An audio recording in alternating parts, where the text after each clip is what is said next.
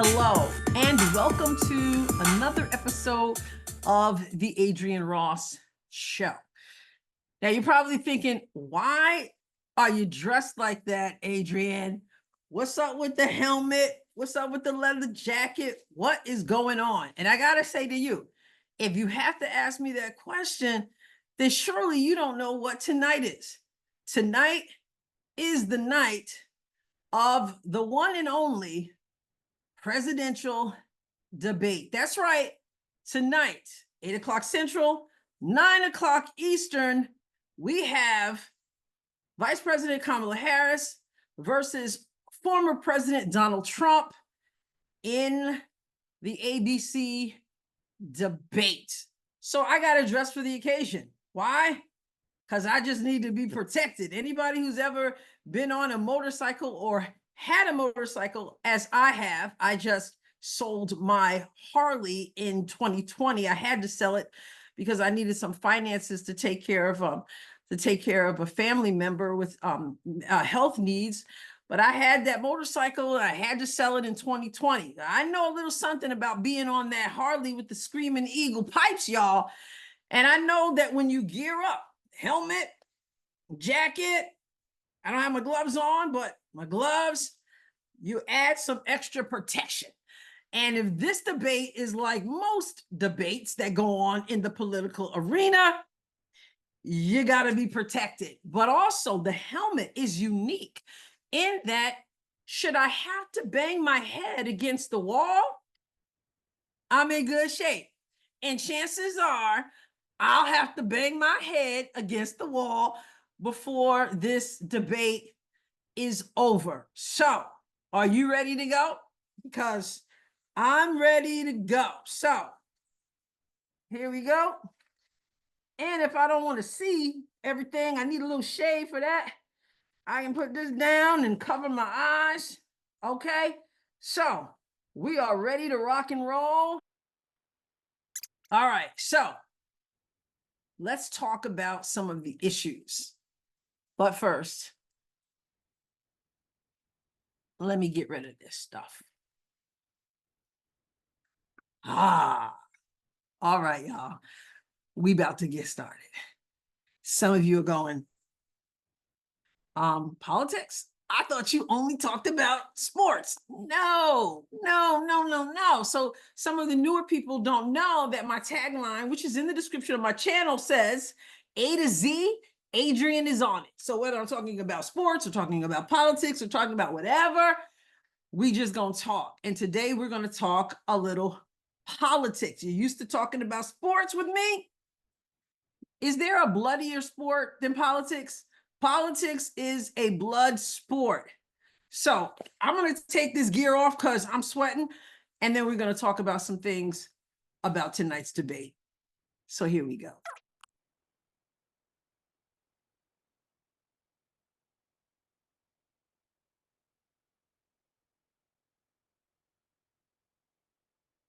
So we have gone from the leather to the t-shirt that says pray, and it says one nation under God. So seriously though, guys, again, some of you are new and you don't know that I just started really getting deep into sports since this WNBA season. The Adrienne Ross Show has been around for several years, and we do talk about politics, we talk about culture. I'm a former teacher. We talk about education, we talk about family, A to Z.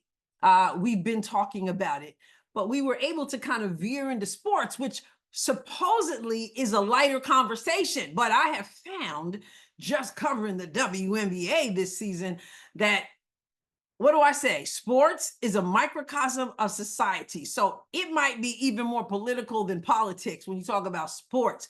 And I truly believe the whole Caitlin Clark, Angel Reese, the culture of the WNBA, the physicality, all those things. Actually, I do believe it's about more than basketball. There's a larger picture, and I intend to write a book on that. But when we talk about the game of basketball itself, we're talking about the ball going into the basket. We're talking about sliding your feet on defense. We're in the big scheme of things, the game itself is really, a game. But we've got some bigger things in life and in this country. And so, yeah, I might love talking about basketball, but that's just not all I am. And as we have this conversation, some of you have found out there are going to be people who are going to say, yeah, right on, Adrienne, we agree with you. And there are going to be some people who say, I can't stand what you just said there. I don't agree with your politics. In fact, I have people who are subscribers who will flat out tell me, we love you because of the sports, but we really love you because of your worldview, which includes politics.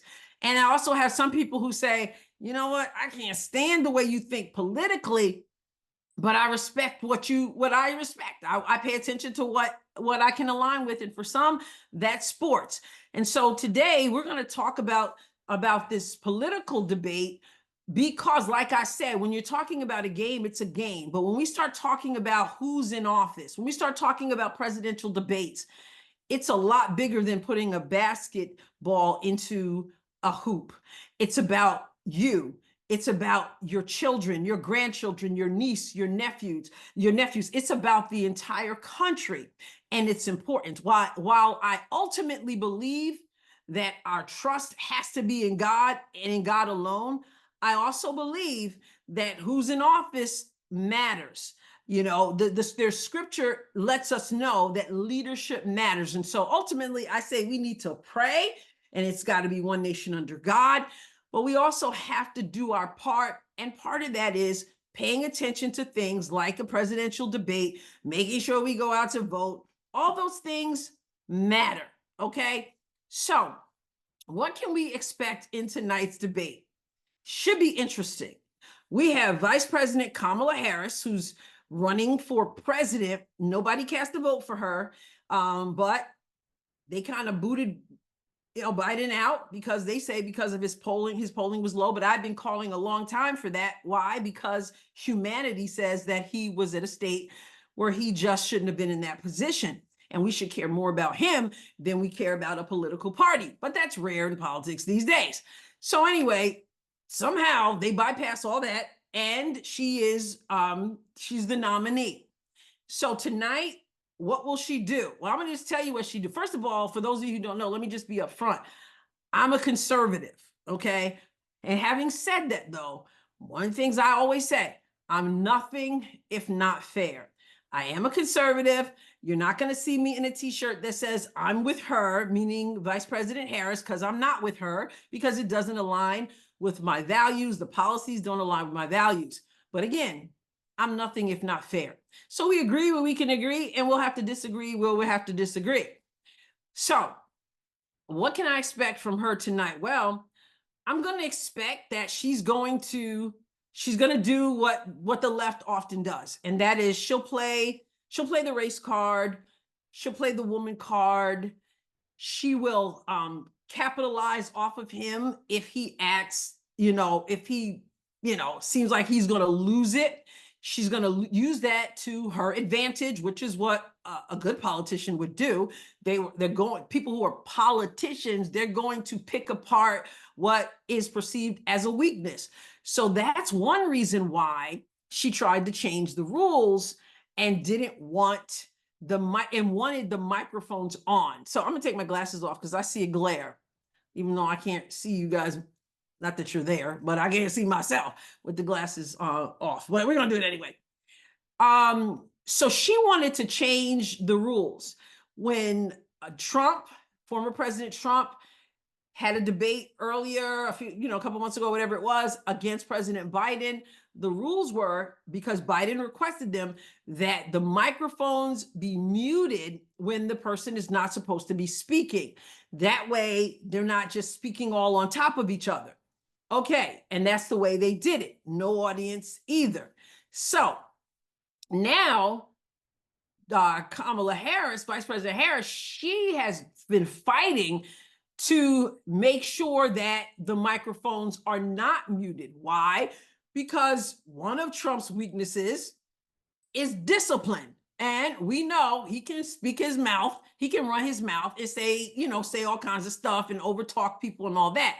And of course, as a politician, she wants everybody to see that. She's hoping that he's going to be out of control, that he's going to be yelling over her when he's supposed to be not talking. And so she wanted the microphones unmuted so he could do that. But no, that's not happening because, of course, Trump said, no, we're going to stick with the rules. And that's probably going to help him, the fact that he cannot be hurt, So, but she's going to want to push his buttons. And like I said, she'll play the race card. She'll play the I'm a woman card. And those of you who don't agree, then you haven't been around politics, because that's one of the things that the left does over and over and over again. And they do it, sadly, because it works. And so at the mere mention that someone is a racist or a misogynist or whatever, whether it's true or not, that gets people's emotions all wild. And we know that people often vote based on their emotions and they get riled up and stuff like that. So she's definitely going to talk about that. So you can expect to hear that. You can, so the racist, the xenophobic, he's xenophobic, he's, all this stuff. You're going to hear those things, the personal insults. He's a felon, all those things are going to come out in this debate. You're also going to hear her talk about, you're going to hear her use the term reproductive rights or reproductive freedom and things like that, which is their way of talking about abortion. So she's going to bring that out. So those are things that I'm expecting. Now, here's her dilemma. Okay. Now, listen, I work in the industry, in the political industry, and in the journalism field in particular. So I'm up on what goes on. A lot of people don't get focused in until right about now, as we're heading into November for the debate, all that stuff. But I'm consuming this stuff, so I'm not just talking out of my head, just anything, right? But she finds herself in a place where she wants to tout her experience, right? She wants to say, I am qualified to be president because I've been vice president for almost a full term. But the problem is that the last 4 years in her administration have been a complete disaster.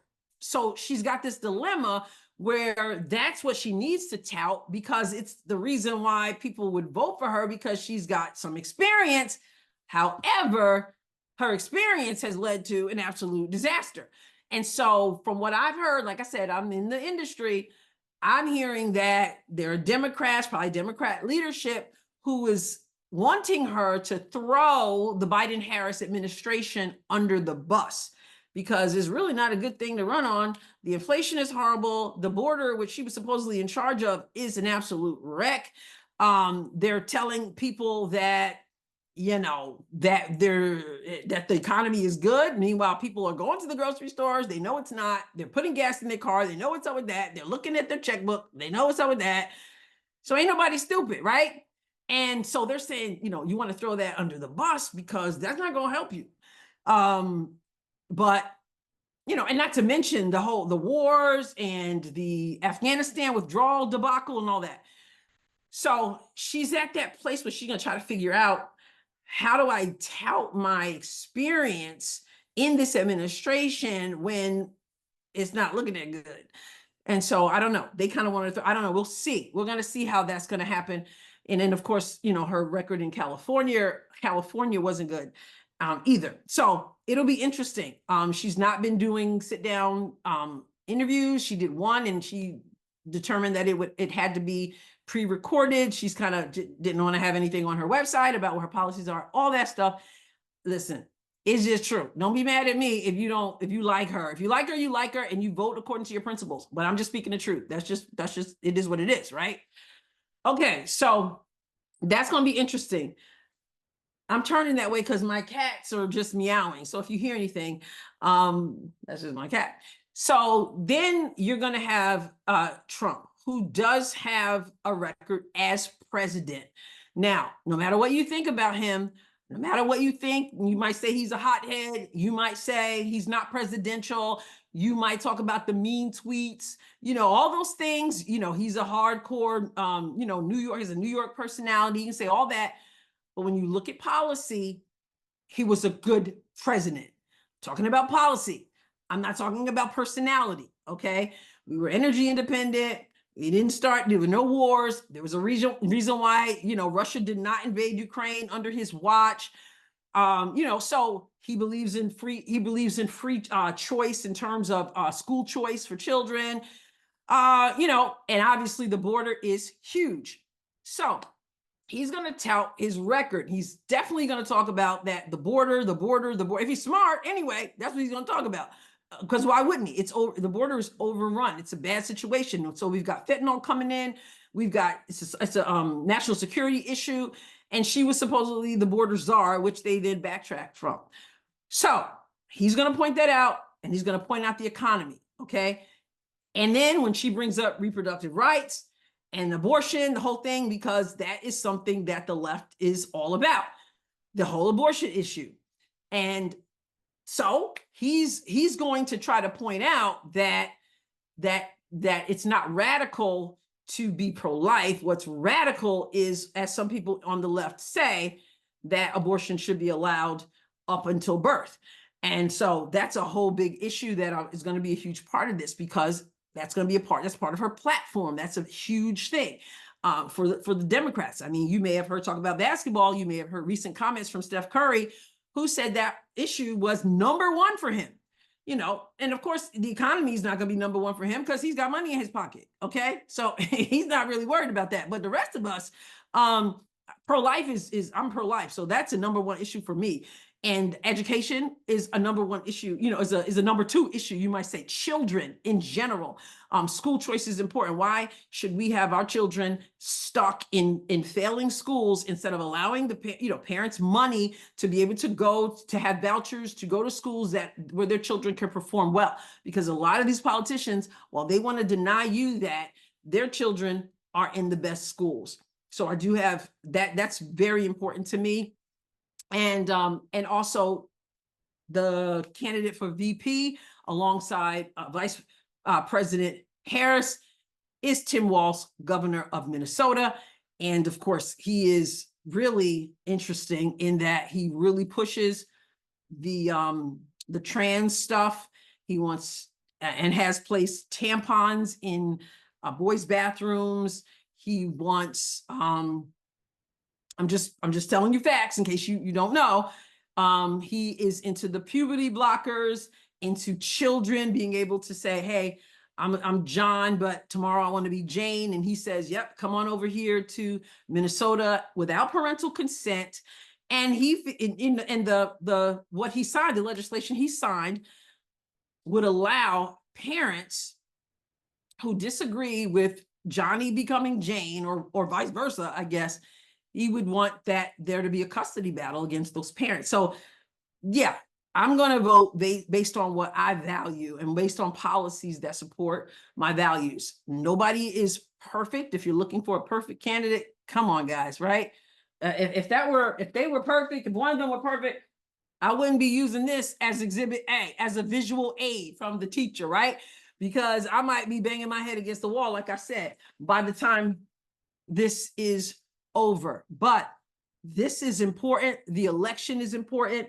And so I'm expecting him to tout his record. As far as the racism thing, he can easily debunk that. None of these people who are calling him a racist now in leadership thought he was one before. They loved him until he decided to run for president as a Republican. But in terms of the racism thing, I mean, he set up economic, what did he call them? Economic zones. I'm losing the correct opportunity zones he set up for low-income neighborhoods, for businesses, to help businesses out. He made funding for HBCUs, historically Black colleges and universities, permanent instead of them having to come out and beg for money. He ushered in the First Step Act for prison reform. So, and I could go on. I'm sure there's more, I should say, but so that kind of stuff can be debunked with a record. So this is all that I'm saying. You can see I am a conservative. I'm not even pretending I'm not conservative, but I have not spoken anything that's not true. So what we're going to have to just do is try our best, okay, to hear in an unbiased way, which is difficult to do. First of all, ABC is doing the moderation, and ABC is pro Harris. The media, just like the sports media, tend to have an agenda, of course, and they're usually pro-left, and they are. And I think a study just came out that ABC is the most of the three major networks, the most pro Kamala, anti-Trump network. And so, we expect that. He expects that. But he was willing to do the ABC. Also asked Vice President Harris to do a Fox debate, and she refused to do that. So we have what we have. So what we have to try to do, because the media won't do its job, we have to try to filter through all of that, listen to what is being said, keep a helmet by you if you need one, yell lie at the screen if you have to, applaud what you feel like you can applaud. And we really do need to pray. I know a lot of people are feeling like, oh my goodness, I feel like this is the lesser of two evils. Oh, another thing you're going to hear is the January 6th thing. Although there's plenty of evidence that contradicts the whole thing, and I'm not even going to get into that. We got to do our homework. We can't let them play us, and we should not. The lesser of two evils thing. I don't know how you feel about it. It's about what you value. It's about the future. I just pray that we don't just say, well, I'm this and that's all that I am going to be. I don't even care what the other side says. Now, I've been upfront. I'm a conservative, but I've done my homework and I know what I stand for. And I have people who come at me, just like people come at me and say, how dare you be a Black woman and vote for, how dare you be a Black woman and support Caitlin Clark? If you're white, you're not supposed to support Angel Reese. If you're Black, you're not supposed to support Caitlin Clark. Sports, it's a microcosm of society. And it's the same thing in the political arena. What do you mean you're not with her? She's a Black woman, or she's a woman. The whole identity politics, I'm not going to be put in a hole in terms of who I cheer for in the basketball court. And I'm certainly not going to be put in some kind of hole in terms of who I support for the future of this, the current and the future of our nation. I truly take it seriously. And again, we do our part, and ultimately God is in control, right? But God uses people, and we in this country have been blessed to have a say in who governs us. And so with that, Lord, I pray for this debate tonight. I pray for our nation, and I pray, Father, that we will be able to see through all the stuff, and that we will be led by you as we have ears to hear and eyes to see, and that we have wisdom in our voting. And I pray that your will be done. In Jesus' name, amen. So there you have it. And before I let you go, I'm just going to share with you the 15 rules for this debate. There are 15 debate rules. So what you need to know for tonight. I'm just going to go through this quickly. It's a 90-minute debate. 2, the anchors are Lindsay Davis, and the moderators, Lindsay Davis and David Muir. There will be two commercial breaks. 4, no audience in the room. 5, only the moderators will ask questions. 6, microphones will only be live for the candidate whose turn it is to speak, which I just explained to you. 7, no opening statements. 8, 2 minutes to answer each question with a 2-minute rebuttal. 9, 1 minute for a follow-up, clarification, or response. 10, via a coin flip, Trump selected to give the last closing statement. 11, Harris selected the right podium position. 12, no props. 13, you mean they can't bring a helmet? They can't bring their helmet. No props. Okay, no props for them. 13, no pre-written notes. 14, each will have a pen, a pad of paper, and a bottle of water. Sound like prison. And number 15, campaign staff will not coach candidates during commercial breaks. So this is what I have found to be found as the rules for tonight. So anyway, there you have it. It's 9 o'clock Eastern on ABC News. It is 8 o'clock my time, Central Time. And no matter where you stand, no matter whether we agree or disagree, we're going to find out. We should be tuned in. And you vote according to your conscience and your research. And part of that research should be the debate tonight. Get yourself a helmet. Get yourself a leather jacket if you need it. And get your young ones. Train them up. I don't know how much of this they're going to be able to take. I'm not sure how much of this I'm going to be able to take. But I'll tell you what.